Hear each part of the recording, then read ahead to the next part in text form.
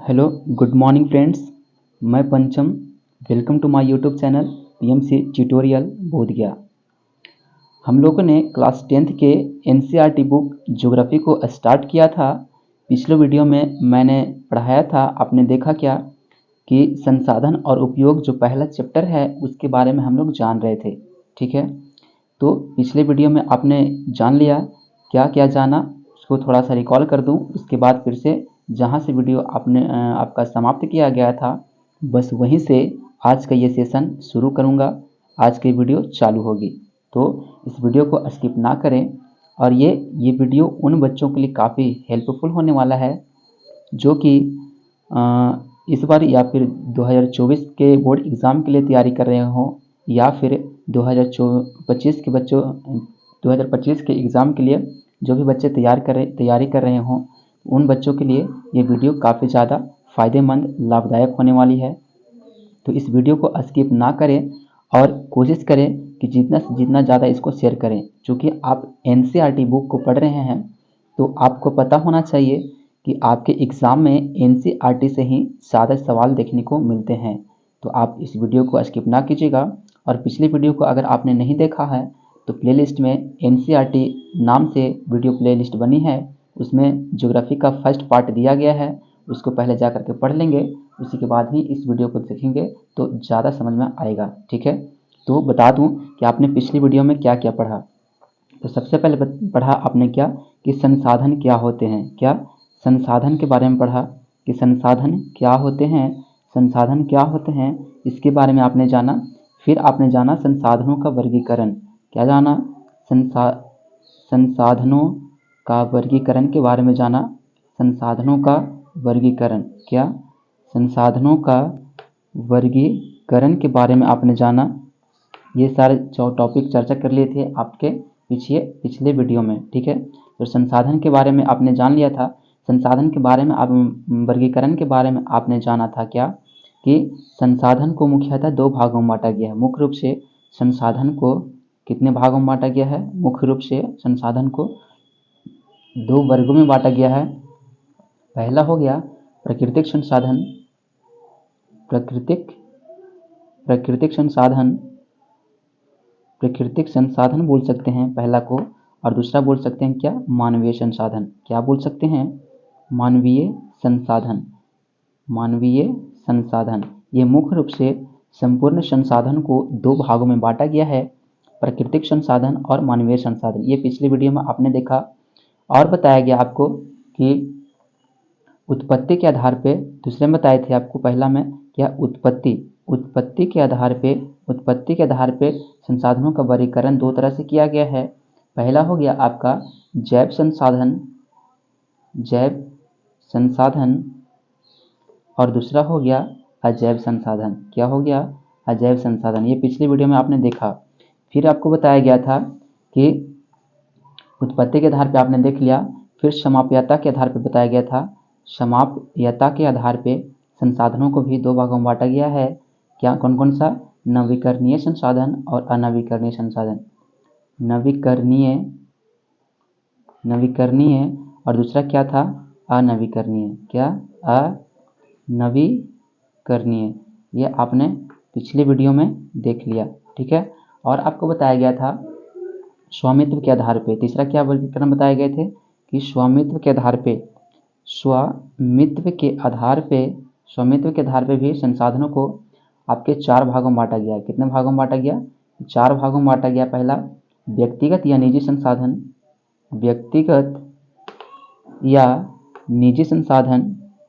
ये आपने स्वामित्व के आधार पे पहला वर्गीकरण देखा था। फिर आपने देखा क्या? दूसरा था आपका सामुदायिक संसाधन। कौन सा? सामुदायिक संसाधन। तीसरा आपने देखा था क्या कि राष्ट्रीय संसाधन। क्या देखा था? राष्ट्रीय संसाधन। चौथा देखा था आपने क्या कि अंतर्राष्ट्रीय संसाधन। क्या देखा था? अंतर्राष्ट्रीय संसाधन। ये सब वर्गीकरण के बारे में आपने पिछली वीडियो में देखा था। एक तरह से और वर्गीकरण किया गया है। आपको बताया गया था पिछली वीडियो में कि विकास के आधार पे। किस आधार पे? विकास विकास के आधार पे, इसमें भी संसाधनों को 4 वर्गों में बांटा गया है। इस स्तर से भी संसाधनों को कितने वर्गों में बांटा गया है? 4 वर्गों में बांटा गया है। पहला हो गया आपका संभाव्य संसाधन, दूसरा हो गया आपका ज्ञात संसाधन, दूसरा क्या हो गया? ज्ञात संसाधन। तीसरा हो गया आपका भंडारित संसाधन और चौथा हो गया आपका क्या? संचित संसाधन। क्या हो गया? संचित संसाधन।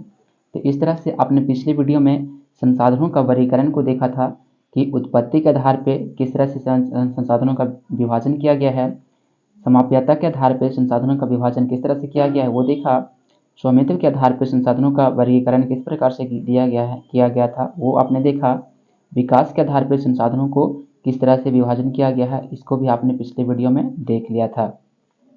आज के इस वीडियो में और बता दूं कि पिछले वीडियो में आपने ये टॉपिक पढ़ लिए थे, संसाधन क्या होता है, संसाधन के बारे में आपने पढ़ा, संसाधनों के वर्गीकरण के बारे में पढ़ा।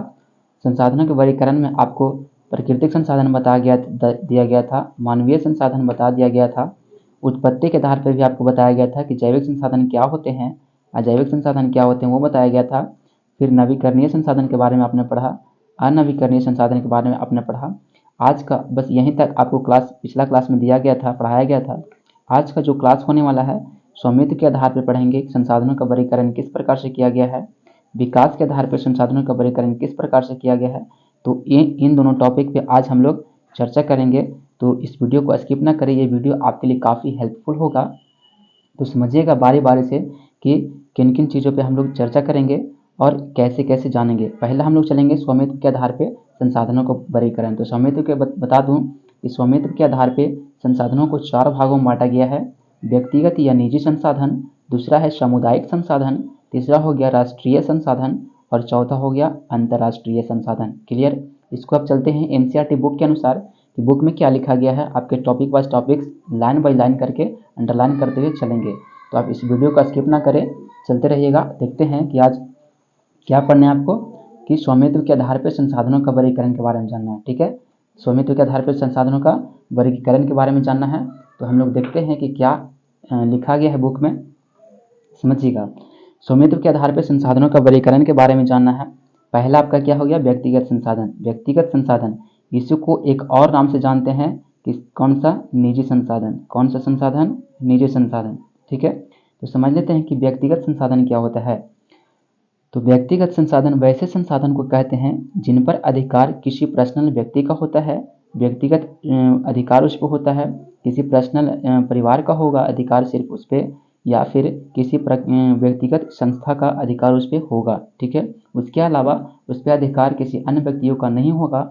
ठीक है, तो ऐसे संसाधन को व्यक्तिगत संसाधन या निजी संसाधन कहेंगे। ठीक है, बुक में देखिए क्या लिखा गया है कि संसाधन निजी व्यक्तियों के स्वामित्व में भी होते हैं। कह रहा है कि कुछ संसाधन ऐसे भी होते हैं जो किसी पर्सनल व्यक्ति के लिए स्पेशल होता है। ठीक है, उसका मालिक सिर्फ वही पर्सनल व्यक्ति होता है, या फिर वही पर्सनल परिवार होता है, या फिर वही पर्सनल संस्था होती है। ठीक है, आगे बताया गया है कि बहुत से किसानों के पास सरकार द्वारा आवंटित भूमि होती है जिसके बदले वे सरकार को लगान चुकाते हैं। जैसे आप जानते होंगे भली भांति कि आपने आसपास जो लोग किसानी करते हैं उनके पास जो भूमि होती है वो कहाँ से आई।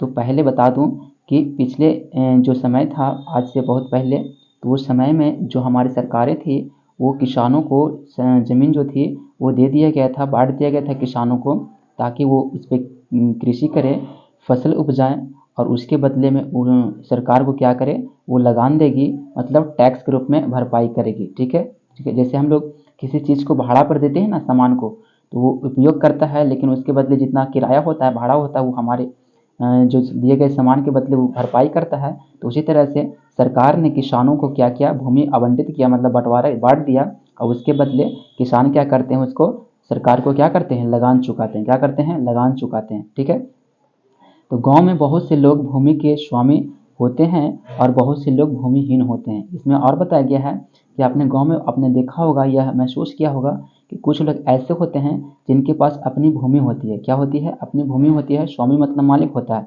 यानी भूमि का स्वामी वह खुद होते हैं, मालिक खुद होते हैं। या फिर कुछ ऐसे होते हैं जो भूमिहीन होते हैं। भूमिहीन वैसे लोगों को बोला जाता है जिनके पास अपना ज़मीन नहीं होता, अपना कृषि करने के लिए ज़मीन नहीं होता तो उनको बोलते हैं भूमिहीन, और जिनके पास भूमि होता है उनको बोलते हैं, यानी कि वो उस भूमि का मालिक कौन होते हैं, वही खुद होते हैं, ठीक है, किसान होते हैं। शहरों में लोग भूखंड, घरों व अन्य जायदाद के मालिक होते हैं। अगर शहर की बात करूँ, गाँव के बात में आपने देख लिया कि भूमि का किसी किसी के पास भूमि है तो वो भूमि का मालिक हो गया, जिनके पास भूमि नहीं है तो उनको भूमिहीन व्यक्ति बोलते हैं। अगर शहर की बात करें, ठीक है, तो कुछ भूखंड, घर या अन्य जायदाद जो होते हैं उनके मालिक शहर के कुछ लोग होते हैं, शहर के कुछ लोग होते हैं। जैसे समझिए कि शहर में भी किसी व्यक्ति का कुछ न कुछ ज़मीन होता है, वो आपका भूखंड का मालिक वो खुद हो गया। घर होते हैं तो घर का मालिक जिसका घर होता है वो उसका सिर्फ उस पर अधिकार होता है। अगर जायदाद या संपत्ति की बात करें तो शहर में जितने भी संपत्ति जायदाद जिस व्यक्ति का होगा उस पर सिर्फ अधिकार उसी व्यक्ति का होता है, मालिक वो खुद होते हैं। बाग, चारागाह, तालाब और कुओं का जल आदि संसाधनों के निजी स्वामित्व के कुछ उदाहरण हैं। और जो उदाहरण दिया गया है, कुछ कुछ एग्जाम्पल आपका, कि बाग हो गया, बाग मतलब बगीचा, चारागाह हो गया, तालाब हो गया, कुआं हो गया, जल आदि, कुआं का जल आदि संसाधनों के निजी स्वामित्व के उदाहरण के अंतर्गत आते हैं। देखिए बाग यहाँ पर दिया गया है, बाग मतलब बगीचा। मान लीजिए आपने बाग बगीचा लगाया तो बगीचा पर अधिकार किसका है, आपका, आपके परिवार का, तो अपना पर्सनल हो गया, निजी हो गया, उस पर किसी दूसरे व्यक्ति का अधिकार नहीं होगा, कोई भी इसका उपयोग नहीं कर सकता, ठीक है। तो इस प्रकार से जितने भी संसाधन होंगे किसके अंतर्गत आएंगे, आपके व्यक्तिगत संसाधन या फिर निजी संसाधन के अंतर्गत आएंगे। फिर चारागाह हो गया, तालाब हो गया, कुआं हो गया, इस प्रकार के जितने भी संसाधन हैं वो जिस पर अधिकार किसी पर्सनल व्यक्ति या किसी विशेष परिवार का या किसी विशेष संस्था की होती है तो वैसे संसाधन को बोलेंगे क्या, व्यक्तिगत संसाधन बोल सकते हैं। क्लियर। आगे समझते हैं क्या लिखा है। अपने परिवार के संसाधनों की एक सूची तैयार करिए, यानी कि वैसे अपने परिवार के वैसे संसाधनों की सूची तैयार करनी बोला जा रहा है आपसे कि जिस पे अधिकार सिर्फ आपका हो और आपके परिवार का हो। तो ऐसे जितने प्रकार के संसाधन आपके पास उपलब्ध हैं उसका एक लिस्ट बना दीजिए, ये आपसे होमवर्क में कहा जा रहा है, ठीक है।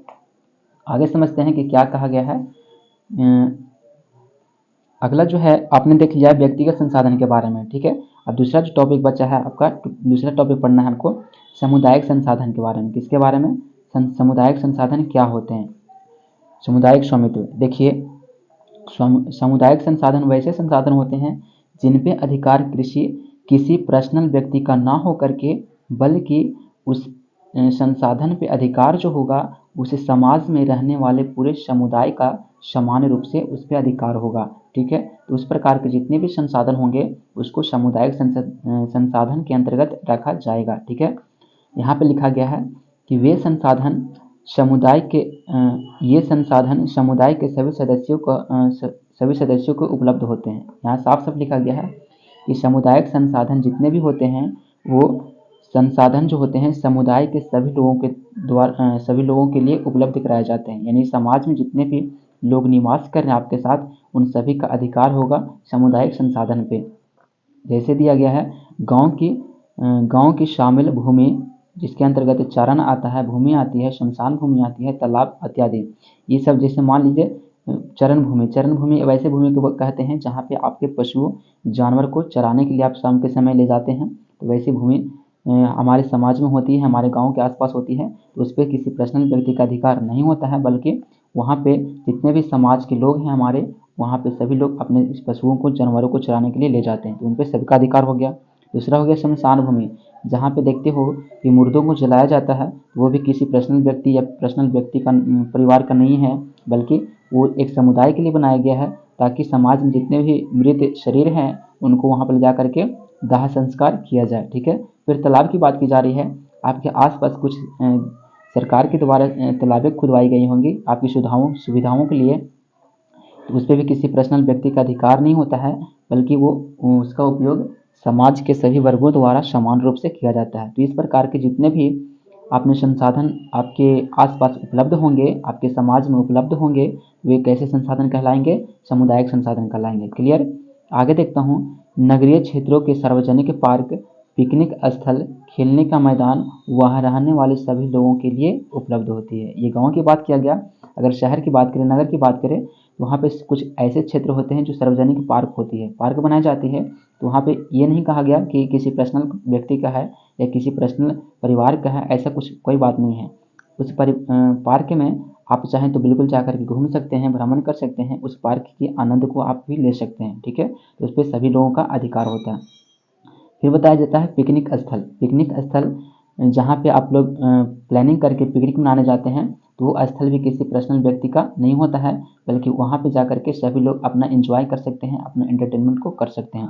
फिर हो गया खेल का मैदान। आपने आसपास खेल के मैदान को देखा होगा, तो वो भी किसी पर्सनल व्यक्ति का नहीं होता है, मतलब बल्कि समाज के सभी समुदाय के लोगों का उस पर अधिकार होता है।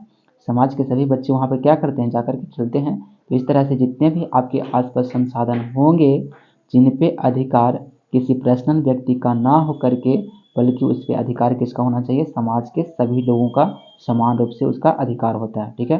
तो इस प्रकार से जितने भी संसाधन होंगे वो किस कैटेगरी के अंतर्गत आएंगे, सामुदायिक संसाधन के अंतर्गत आएंगे। क्लियर? उम्मीद करता हूँ बहुत अच्छे से क्लियर हो गया होगा। अब आगे चलते हैं। ये तीसरा नंबर में आता है क्या, कि राष्ट्रीय संसाधन। कौन सा संसाधन? राष्ट्रीय संसाधन।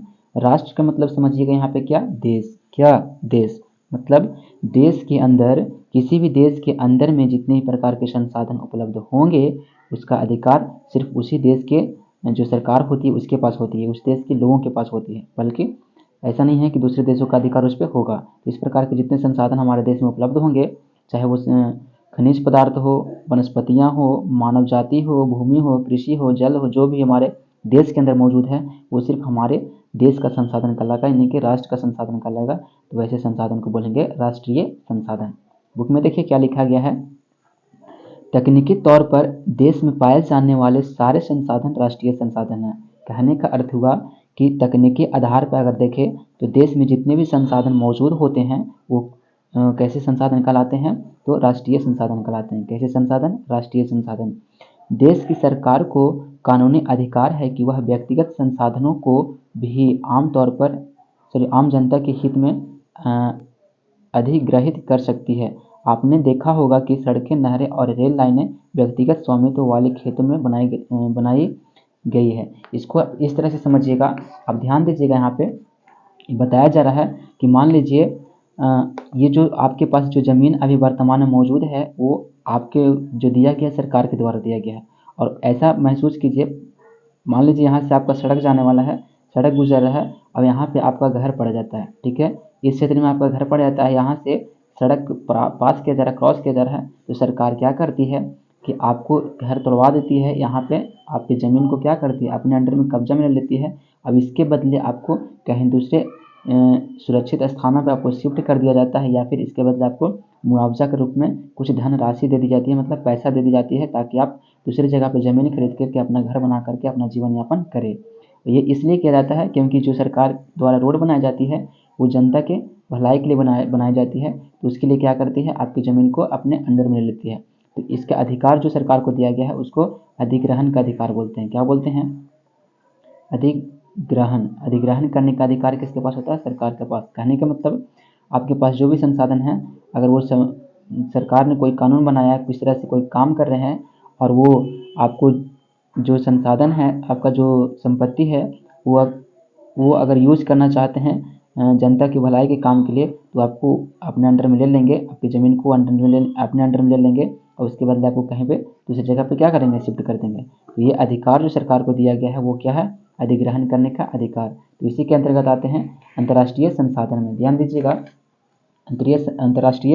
राष्ट्रीय संसाधन में आते हैं। क्या आते हैं? राष्ट्रीय संसाधन में। यहाँ पे साफ साफ लिखा गया है कि देश की सरकार को कानूनी अधिकार है, कानून के द्वारा अधिकार दिया गया है कि वह व्यक्तिगत संसाधनों को भी आम जनता के हित में, यानी जो भी व्यक्तिगत संसाधन है, अपना पर्सनल जो संसाधन है, अगर जनता के हित में कोई काम कर रही है सरकार, तो क्या करती है, आपकी संपत्ति को अधिग्रहित कर सकती है। क्या कर सकती है? अधिग्रहित कर सकती है, मतलब अपने अंडर में ले सकती है। आपने देखा होगा कि सड़कें, नहरें, रेल लाइनें व्यक्तिगत स्वामित्व वाले खेतों में बनाई जाती है। आप मान लीजिए कि यहाँ पे आपका ज़मीन है और यहाँ से रेल लाइनें गुजर रही है। क्या कर रही है? रेल लाइनें गुजर रही है। तो आपकी ज़मीन तो क्या करेगी सरकार, आपको ले लेगी, यहाँ से रेल लाइन पास करना होगा स्टेट वे में, ठीक है। तो ये क्या करेगी, ज़मीन आपको सरकार को देना पड़ेगा, सरकार आपसे मांग लेगी और इसके बदले आपको कुछ मुआवजा के रूप में पैसा दे देगी या फिर आपको दूसरी जगह पे शिफ्ट की जाएगी, ठीक है। तो ये अधिकार जो सरकार को दिया गया है उसको क्या बोलते हैं, अधिग्रहित करने का अधिकार। कौन सा अधिकार, अधिग्रहण का अधिकार, ठीक है। ये आपको राष्ट्रीय संसाधन में आते हैं। आगे देखिए, शहरी विकास प्राधिकरणों को सरकार ने भी भूमि ग्रहण का अधिकार दिया गया है। यहाँ पे से बताया गया है कि शहरी विकास प्रावधानों को प्राधिकरणों को सरकार ने भूमि अधिग्रहण का अधिकार दिया हुआ है। यहाँ पे बताया जा रहा है कि अगर नगर में कुछ विकास करना चाहते हैं तो वहाँ पे भी सरकार अगर चाहेगी तो आपकी संपत्ति को, आपकी ज़मीन को अपने अंडर में ले सकती है, अधिग्रहण कर सकती है। आगे दिया है, सारे खनिज पदार्थ, जल संसाधन, वन्य जीव, राजनीतिक सीमाओं के अंदर सारी भूमि जैसे और समुद्री मील यानी कि 22.2 किलोमीटर तक के महासागरीय जो क्षेत्र है वो इसमें पाए जाने वाले संसाधन राष्ट्रीय संपदा के अंतर्गत आते हैं। यहाँ पे साफ साफ शब्दों में लिखा गया है कि राष्ट्रीय संसाधन में क्या आएंगे। उदाहरण के रूप में तो हमारे देश में जितने भी पाए जाने वाले खनिज पदार्थ होंगे उस पर अधिकार हमारा देश का है, तो वो हो गया राष्ट्रीय संसाधन। जल संसाधन पर अधिकार हमारे किसका है, हमारे देश का है, तो वो भी हो गया क्या, राष्ट्रीय संसाधन।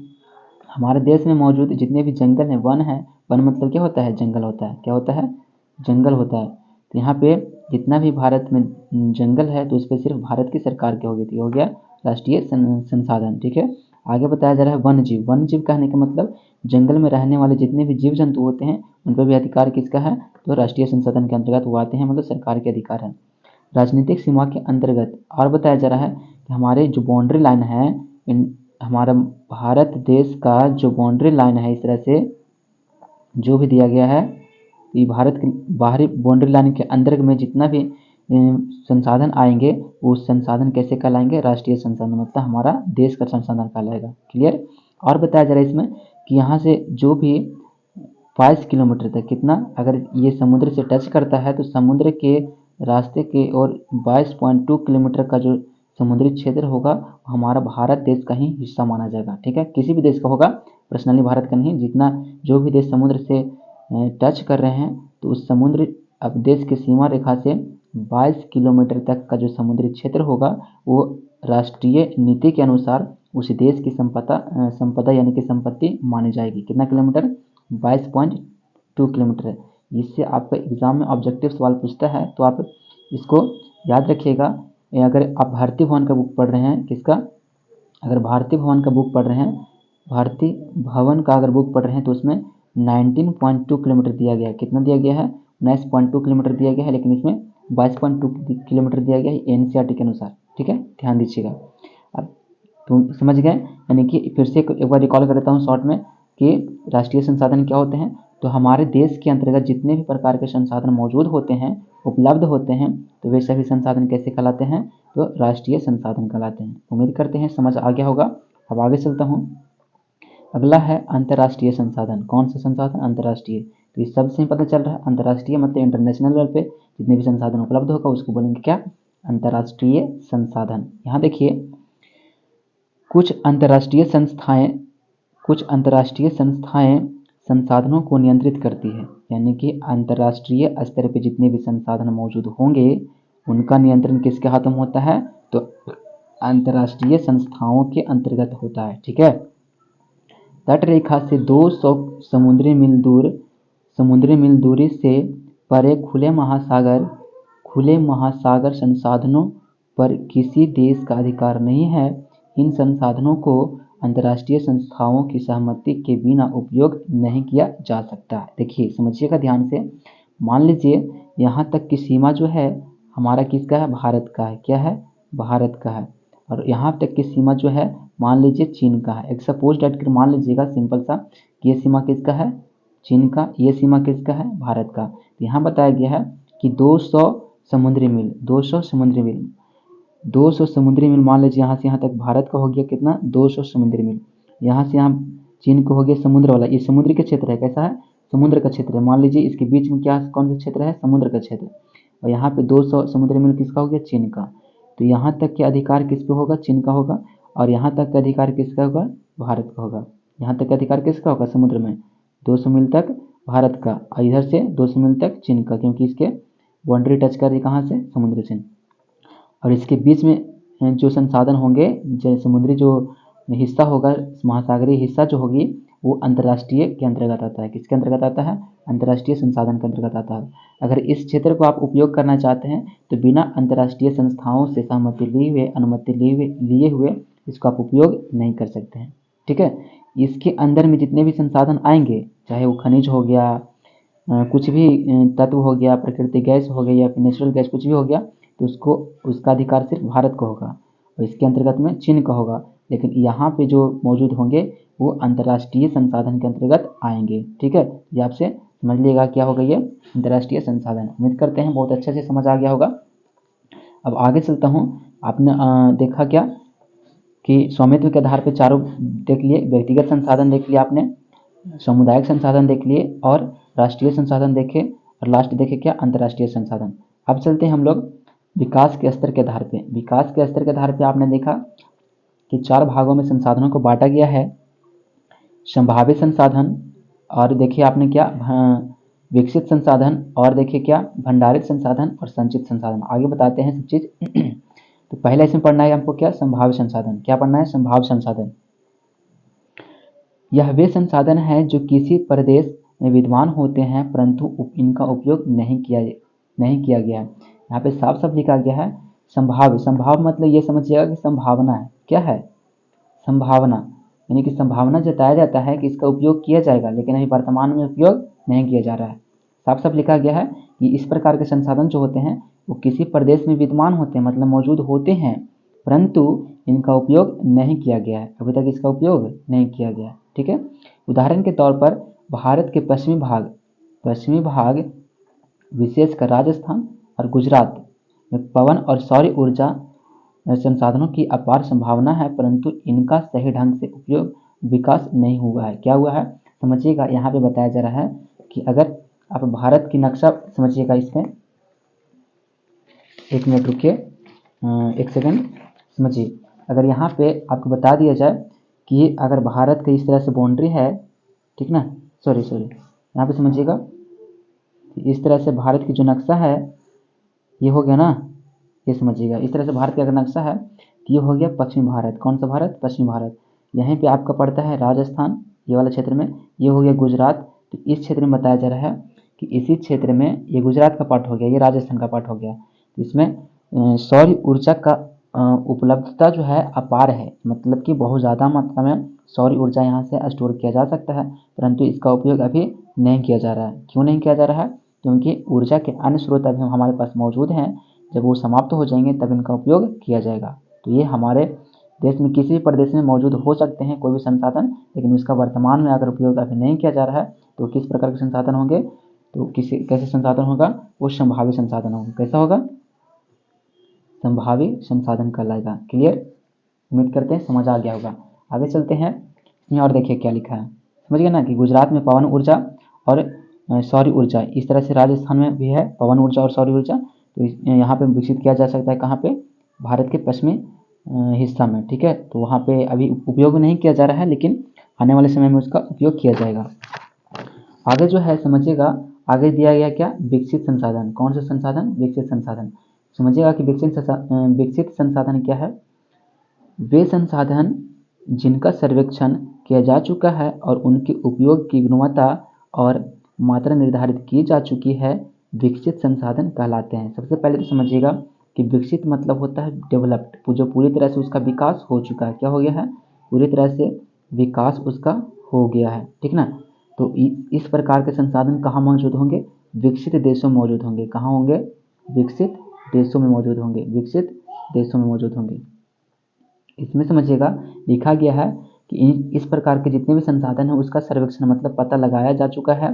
ठीक ना। लगाए जाने के बाद फिर बताया जा रहा है कि उसका उपयोग की गुणवत्ता, किस प्रकार से उसका उपयोग किया जाना चाहिए वो भी पता लगाया जा चुका है। उसका क्या गुणवत्ता है, गुण क्या है, क्वालिटी किस प्रकार की है, किस तरह से उसका उपयोग करेंगे हम, ये सब चीज़ के बारे में उसको पता होता है। तो इस प्रकार के संसाधन क्या कहते हैं? विकसित संसाधन कहलाता है। ठीक है। संसाधनों का विकास प्रौद्योगिकी और उनकी संभाव्यता के स्तर पर निर्भर करता है।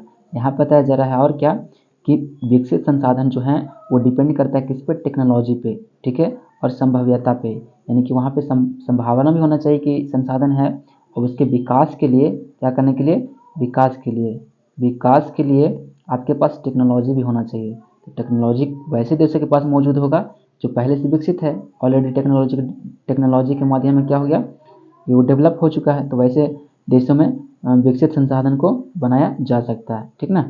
तो ये प्रौद्योगिकी मतलब होता है टेक्नोलॉजी, क्या होता है, टेक्नोलॉजी।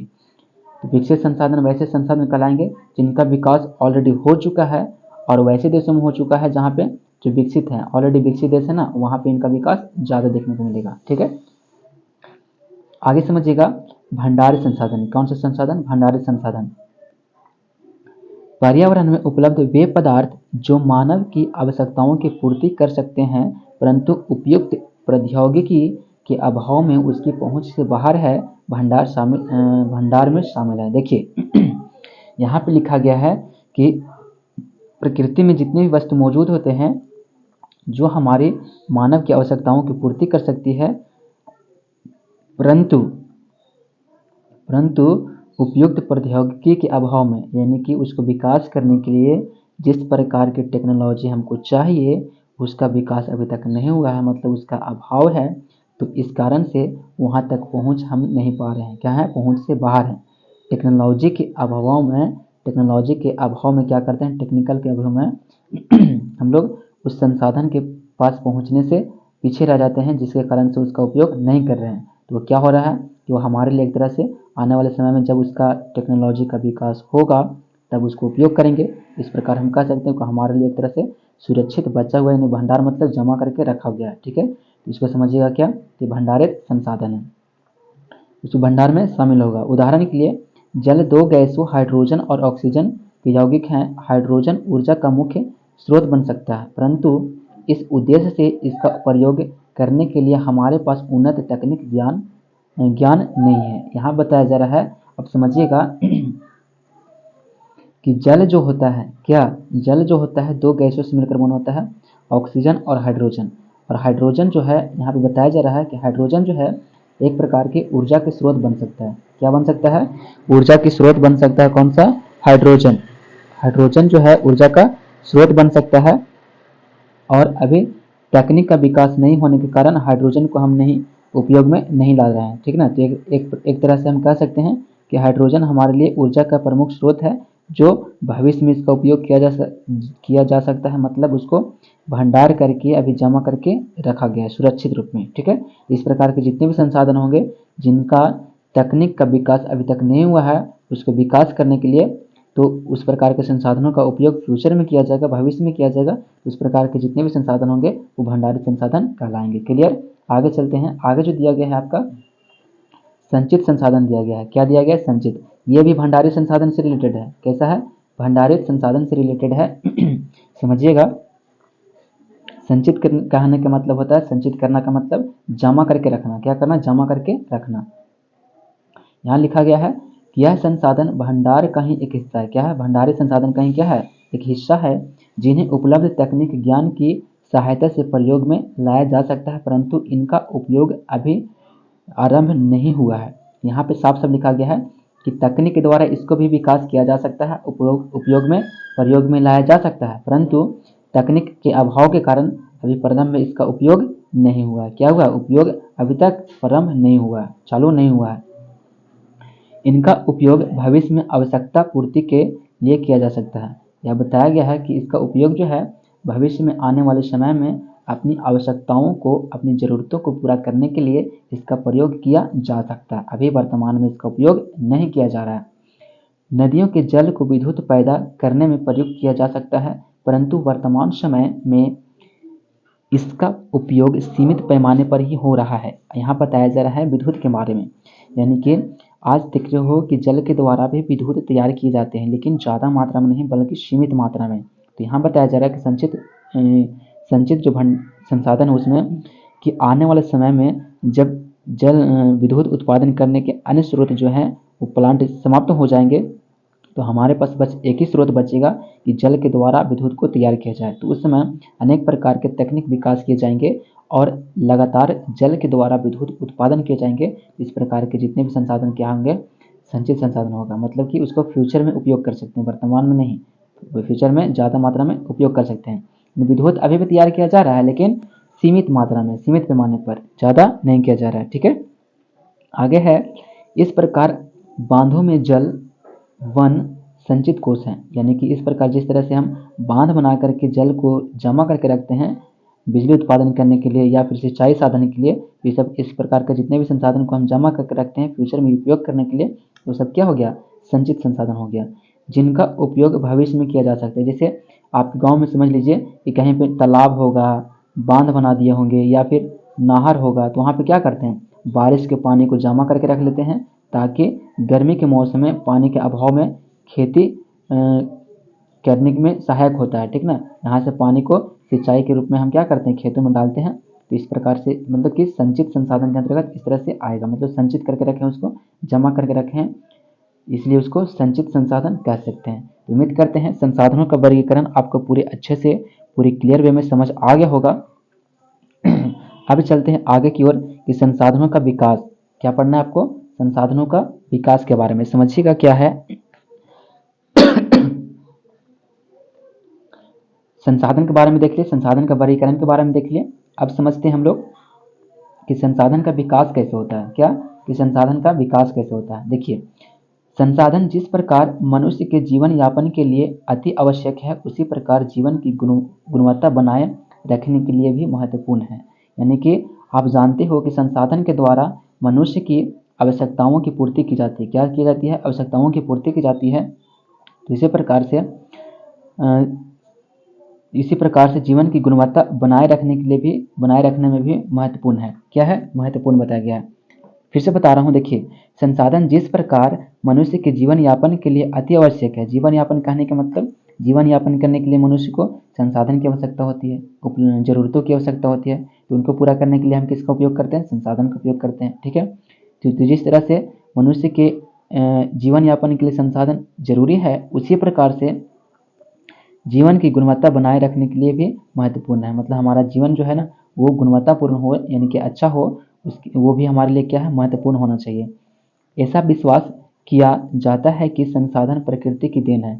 ऐसा मानना था लोगों को कि जो संसाधन है वो प्रकृति का देन है, और उसने क्या किया कि प्रकृति की देन समझ करके संसाधनों का अधिक क्या किया, उपयोग किया, अंधाधुंध तरीके से उसका इस्तेमाल किया, जिसका हमें आज काफ़ी बुरा प्रभाव देखने को मिल रहा है कि अनेक प्रकार की जलवायु दशाएं देखने को मिल रहा है, फिर अनेक प्रकार की बीमारियां उपलब्ध हो गई है, अनेक प्रकार के मौसमी परिवर्तन देखने को मिल रहा है, तापमान में वृद्धि देखने को मिल रहा है।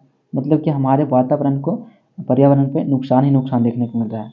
ठीक है, तो इस प्रकार से यहाँ कहने का तात्पर्य जो है ना, कि जिस तरह से हम संसाधनों का उपयोग अपनी आवश्यकताओं की पूर्ति करने के लिए करते हैं, अपने जीवन यापन को सरल बनाने के लिए करते हैं, तो उसी तरह से संसाधनों का भी संरक्षण करना काफ़ी जरूरी है। ठीक ना, यहाँ पे और बताया जा रहा है, देखिए, परिणाम स्वरूप मानव ने इसका अंधाधुंध उपयोग किया है। मानव समझता था क्या कि संसाधन जो दिए गए हैं प्रकृति के द्वारा दिए गए हैं, किसके द्वारा, प्रकृति के द्वारा, और इसी कारण से उसका अंधाधुंध क्या किया है, उपयोग किया है। मतलब बिना सोचे समझे जितना मन चाहा उतना उपयोग किया। ठीक है, तो उसको बोलते हैं अंधाधुंध उपयोग किया, जिससे निम्नलिखित मुख्य समस्याएं पैदा हो गई है।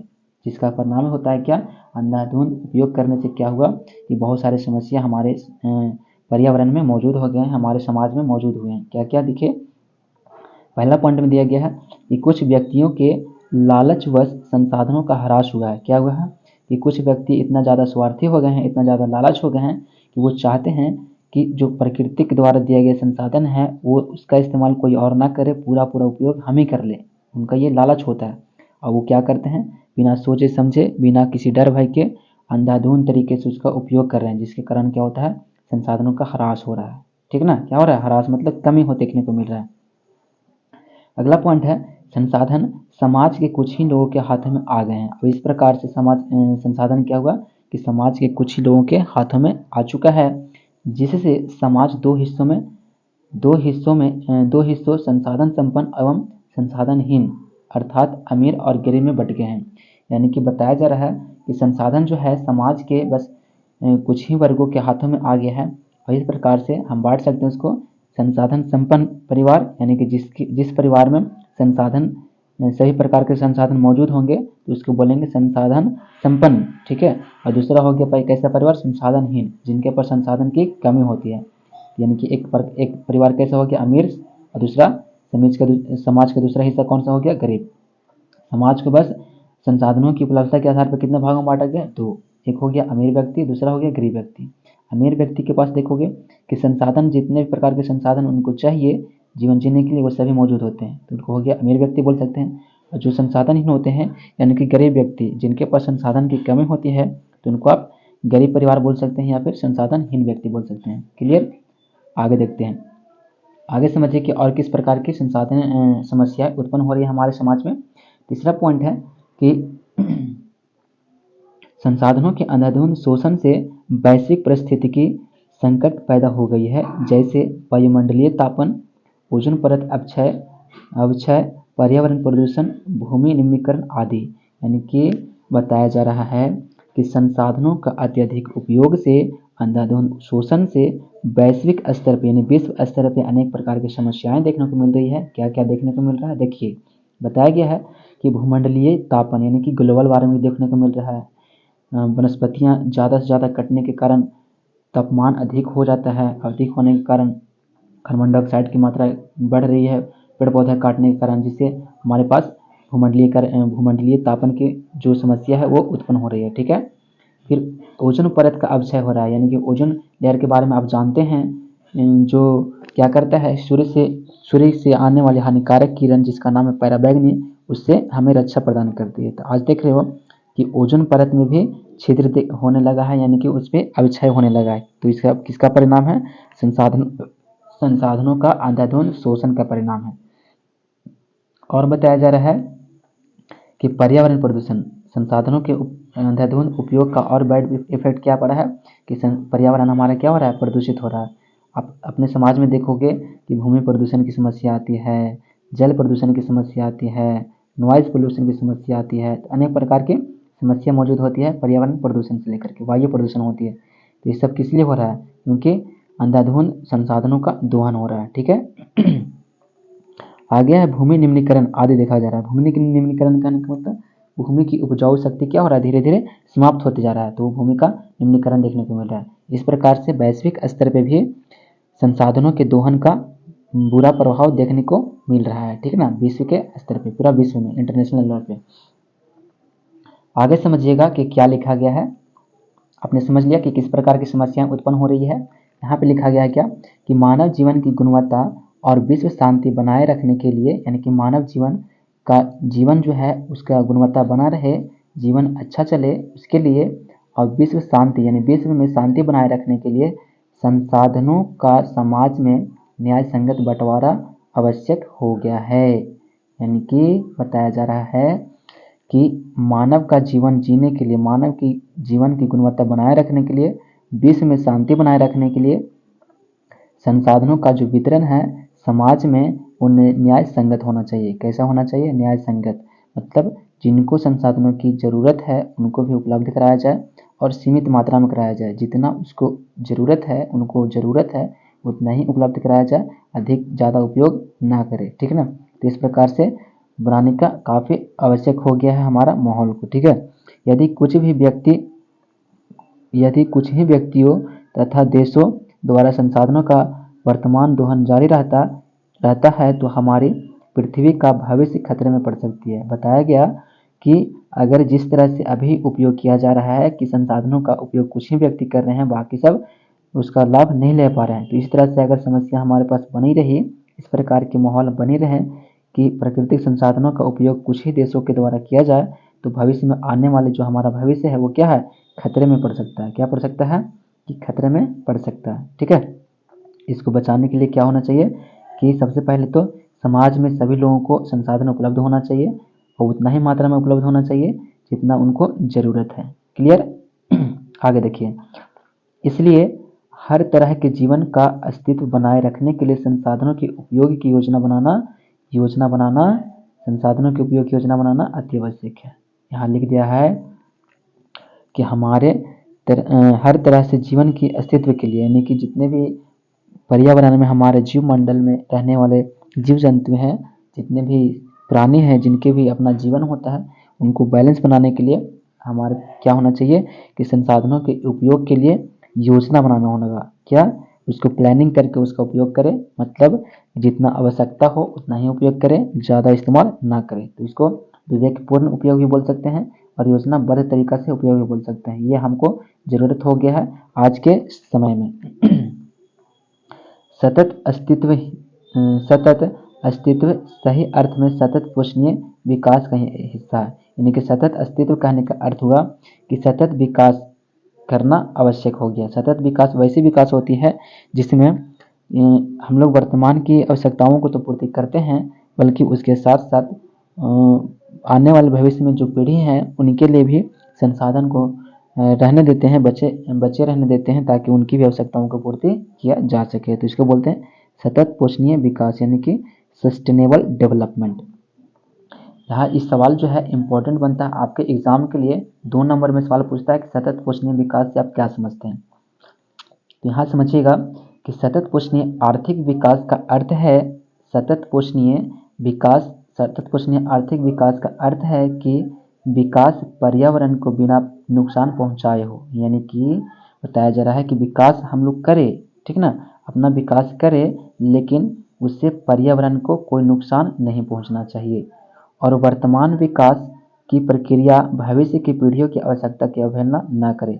और वर्तमान में विकास करने की जो भी प्रक्रिया है उससे आने वाले भविष्य में जो भी पीढ़ी हमारे हैं उसकी आवश्यकताओं की अवहेलना ना हो। मतलब कहने का सिंपल अर्थ हुआ कि हम अपना काम भी कर लें, पर्यावरण भी सुरक्षित रहे और हमारे आने वाला भी जो पीढ़ी है वो भी अपने आवश्यकताओं की इससे पूर्ति कर सके। इस तरह से हमको उपयोग करना होगा, विकास करना होगा। तो इस प्रकार के जो भी विकास का जो होता है क्या सिद्धांत होता है उसको बोलते हैं सतत पोषणीय विकास का सिद्धांत। क्या बोलते हैं? सतत पोषणीय विकास का सिद्धांत। क्लियर? उम्मीद करते हैं कि यहाँ तक सभी बच्चों को बेहतर ढंग से समझ आ गया होगा और बाकी को देखेंगे नेक्स्ट वीडियो में। तब तक ये वीडियो को अच्छे से देख लीजिए। एक बार समझ नहीं आता था 2 बार देख लीजिए, ठीक है। और इससे पहले की पिछली वीडियो को भी देख लीजिएगा। आगे हम लोग जानेंगे अगले वीडियो में और बहुत ही बेहतर ढंग से क्लियर करने का कोशिश करेंगे, ठीक ना। हम लोग एनसीईआरटी को पढ़ रहे हैं। ये इस एग्ज़ाम से इस बुक से आपके एग्ज़ाम में बहुत ज़्यादा सवाल देखने को मिलते हैं। तो इसको लाइन बाय लाइन पढ़ाने का प्रयास कर रहा हूँ। जहाँ पे भी कोई दिक्कत हो, कोई भी पॉइंट समझने में, कोई भी शब्द समझने में या कोई पॉइंट समझने में, तो इसको कमेंट करके आप हमसे पूछ सकते हैं। आपको कमेंट के द्वारा इसका जवाब दे दिया जाएगा, ठीक है। बाकी उम्मीद करते हैं कि बेहतर ढंग से आपको समझ आ गया होगा। आप तंदुरुस्त रहिए और इसी तरह से संघर्ष लगातार करते रहिए, ठीक ना। और बाकी एक बात और सूचना दे दूं कि यहाँ जो मेरा जो प्लेटफॉर्म है PMC ट्यूटोरियल बोधिया, वहाँ पे ऑनलाइन के द्वारा ऑफलाइन माध्यम में भी पढ़ाई किए जाते हैं, दिए जाते हैं, शिक्षा प्रदान की जाती है। चाहे 9th के हो, 10th को हो, 11th या 12th, सभी क्लासेस हिंदी और अंग्रेजी दोनों माध्यम में आपके सुविधाएं दी जाती है। तो आप हमारे ऑफलाइन संस्थान में भी जुड़ सकते हैं और चाहें तो ऑनलाइन के माध्यम से भी पढ़ सकते हैं। ऑनलाइन के माध्यम से धीरे धीरे सारे सब्जेक्ट आपको दिए जाएंगे वीडियो के रूप में, एक वीडियो 2 वीडियो करके आप उससे पढ़ते रहें। और इस वीडियो को जितना भी वीडियो दिया जाएगा आपको पूरी प्रयास रहेगा मेरा समझाने का, और इस वीडियो को उस बच्चों तक पहुंचाएं जिनको इसका ज़्यादा ज़रूरत है। जो गांव में रह करके नहीं पढ़ाई कर पा रहे हैं, उनको कोचिंग की सुविधाएं नहीं मिल पा रही है, तो वहां तक वीडियो को शेयर करने का प्रयास करें, ताकि वो घर बैठे भी हमारे वीडियो के माध्यम से अपने सिलेबस को पूरा कर सके, अपने पढ़ाई को पूरा कर सकें। बाकी फ्यूचर में देखा जाएगा, जैसा होगा आप लिए बहुत ही अच्छा किया जाएगा।